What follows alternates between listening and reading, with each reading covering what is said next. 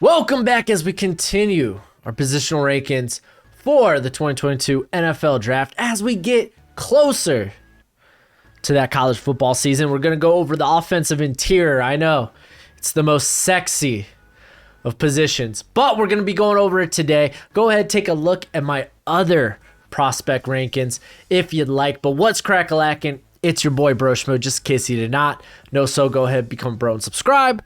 Leave that thumbs up if you enjoy the content. And let me know what you think in the comment section below. If you're a Bro Scout tier member, you're going to get my full list, which is... I got 27 altogether. If not, you're going to get my top 10. So without further ado, let's go ahead. Let's get into it. Number 10, Alec Lindstrom out of Boston College. People are going to be in an uproar because I don't have him higher, but I love athletic interior players. I love athleticism. I'm a sucker for these undersized guys. That's why I loved Nick Harris so much in the 2020 draft, I believe, when he came out of Washington. I'm a sucker for these guys. And the same's kind of true for Lindstrom, man. Much like his brother, Chris, who's now playing for the Falcons. He's very athletic, very technically sound. It's just... when it comes to his size, like, the struggles were real. Like, they were real and way more so than I typically like for my athletic, undersized prospects. Like, his anchor was noticeably weak, especially against more powerful defensive lines. Like, when he had to face Pitt or Clemson, it was just not good. So... I got him right here, fringe day 2 guy. Kyler Schott out of Iowa, another undersized guy sitting right below the 300 benchmark.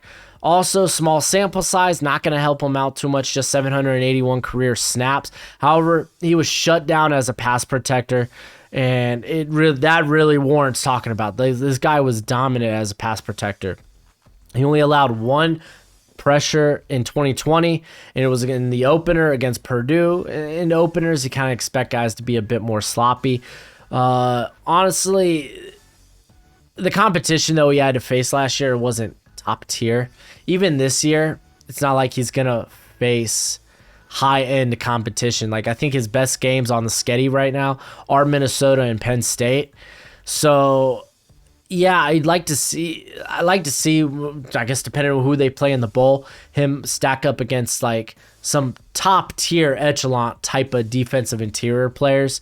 But Tristan Wirfs, he had nothing but praise about this guy. Says he plays with the nastiness, which you do see. Like, his hand usage is very good. Might have been a former wrestler. Kind of feels like he was. I haven't done like a background check on him, but yeah, I got him here, late third. We're going to number 8, Justin Shaffer. He's like the opposite end of the spectrum when it comes to who the last two guys were. He's a fifth-year senior, and he got his first taste of being a starter last year after a really limited play the last 2 seasons.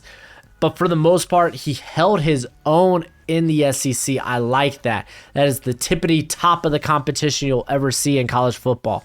He's got great full body strength. He's a massive human being, 6'4", 330. He's just kind of this phone booth. Don't expect him to be a guy you want to kind of like operate in space. Like, that's just not his game. But he is an obstacle. At number 7, Ryan Stromberg out of Arkansas, man. This guy, solid last 2 seasons of playing both center and guard. He's a pretty darn good athlete who's consistently taking good angles when it comes to going at defenders.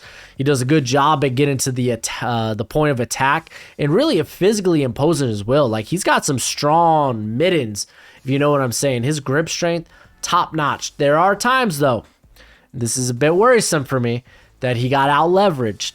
The big case was Jordan Davis, who out of Georgia, the dude's like 6'6", and it's not like he dips well. Like, he walks straight up to guys. That's kind of my big knock on Davis. And if you're getting out leveraged by a 6'6" guy who doesn't dip well, it's kind of a concern with me, man, because Davis had a field day with Stromberg. But I don't think he's a good lateral athlete. I don't think he's going to be a guy you want in an outside zone blocking scheme. I really think he's going to be more of this like vertical set, maybe more of a downhill running scheme type of offense. But I like him a lot, man. I've seen people put him in the first round. I don't think I'm ever going to be there with him, but I think he's a quality day 2 guy right now at this point.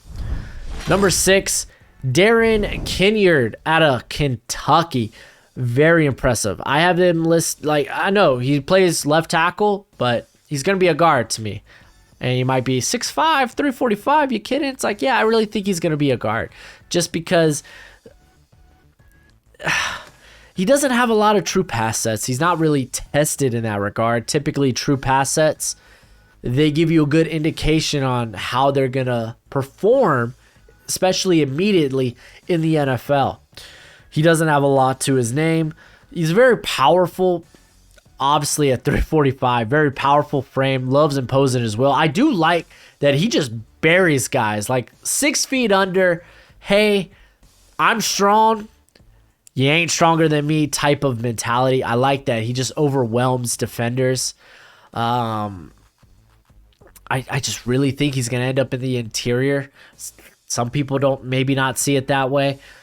Maybe not, man. I'm willing to give this guy a shot out there at tackle, but I wouldn't be drafting him with the expectation that he is going to be my franchise tackle. So I would draft him with the expectation, oh, this is probably my guard, but let's give him a shot at tackle. As long as you have one good spot there, maybe give him a shot at the other tackle spot. Doesn't work, kick him into guard. I mean, the Bills did that with Cody Ford. Didn't work out, but they did it. So that's probably, if I was drafting him with that in mind, that's probably what I would have, the type of mentality I'd be doing it with. Let's take a moment to talk about today's sponsor, Underdog Fantasy. Underdog Fantasy is the easiest and the best place to go play fantasy football for big cash prizes. Ooh, and let me tell you, Underdog, they got you covered. All you have to do is draft. No need to worry about injuries, waivers, or lineups. Underdog, they got you covered. So go online or use the app, which is pretty slick, and just draft a season-long best ball team, and they take care of the rest. No in-season management required. And they're willing to give you $25 when you sign up, so you can take a shot in their $1 million fantasy football tournament, or you can play in some other best ball leagues, or even make prop bets. Now, you get that free $25 on Underdog when you use the promo code BROSHMO. It's free to sign up, so use promo code BROSHMO. Bam, you get your $25 once you make your first deposit. So drop a buck in there, bam, you got $26. You big spender, y'all baller. But go ahead, support Underdog. It helps me out. It's always much appreciated, much obliged. And if you're looking for more fantasy content from me, check me out on TikTok at Broshmo. The link's in the description below. Number 5, Zion Johnson. I absolutely love Zion Johnson. He's one of my favorite prospects when it comes to the interior group. Dude's just a great athlete, so much so that they put him at left tackle there at Boston College. He's probably going to be a guard, but last year he actually looked pretty good down the stretch at left tackle, which makes me think maybe he could play tackle in the NFL. Maybe. But you're getting a good guard at the very least. He's great in space. He has great balance. He gets to the second level relatively easy when he's run blocking. His lower body strength, very impressive. Only real hiccup in his game was against Duke, but everyone struggled against Duke last season. Like, the combination of Chris Rumpf and Victor Dimukeje gave a lot of good tackles problems. Just ask Christian Darrisaw. His worst game came against Duke. So that's not really, I don't think that's going to be a big nick. Or at least, yeah, that's not going to be a big knock for me when it comes to Zion Johnson. He's like fringe second round to me. Number 4, Jarrett Patterson out of Notre Dame. He has allowed no sacks the last 2 seasons at the center position. Now, his play strength and his ability in the run game, it's gotten better. At least it did get better in 2020, but I think it's still probably his worst area. But much like the rest of the offensive line there for Notre Dame last season, which, by the way, all 4 of them, bam, they're all in the NFL now. But much like the rest of those guys, Patterson, he's very technically sound. He's got good technique with both his feet and how he uses his hands.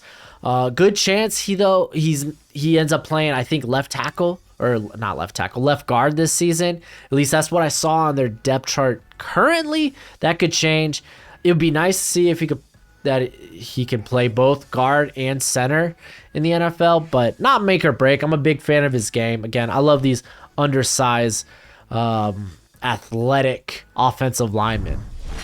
Number 3, Dohnovan West out of Arizona State. This dude, again, I love athleticism. He is a smooth athlete. This guy's played everywhere on the interior. In 2019, he played right guard and center. In 2020, he played left guard. I think he's moving to center this season.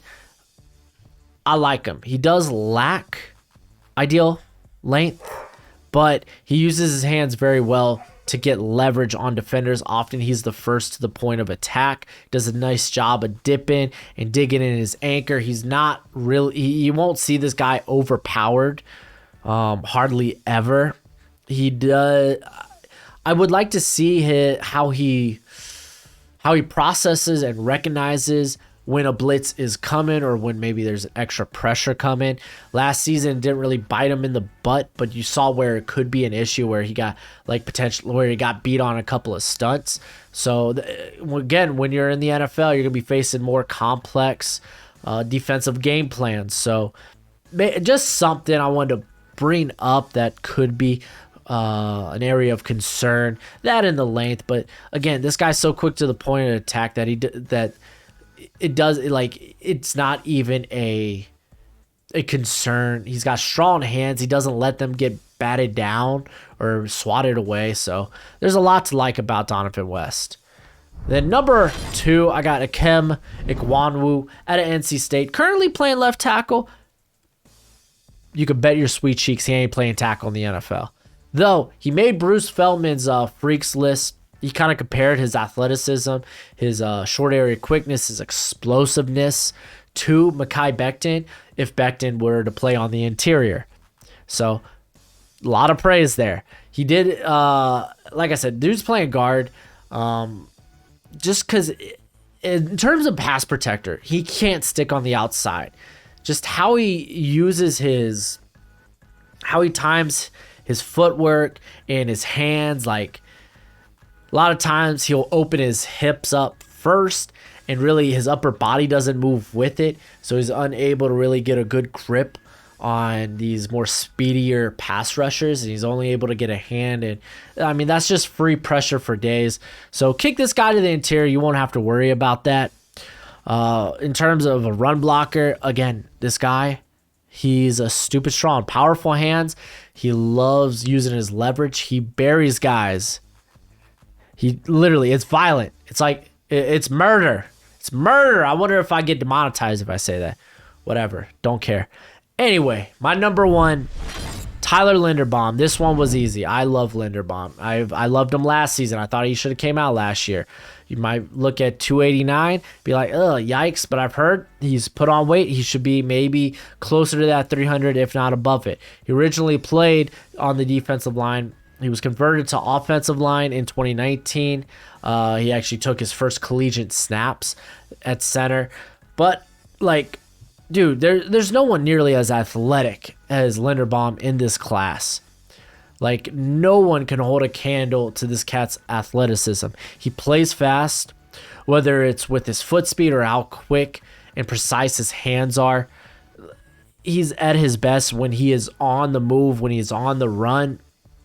And he should be highly sought out when it comes to he's going to be highly sought out on these outside zone blocking schemes. He's only allowed 1 pressure and 12 sacks through 2 seasons. Honestly, should be more of the same. Again, some people might worry that he has a weak anchor. He does at some points, but again, if you just get his size up, I think he'll be fine. He's another guy that I believe is a former wrestler as well. Big fan of his game. He's number 1. He's in my top 15. I love the dude. But that's it for the video. Go ahead, let me know what you think in the comment section below. And until next time, you be easy, my friends. Later.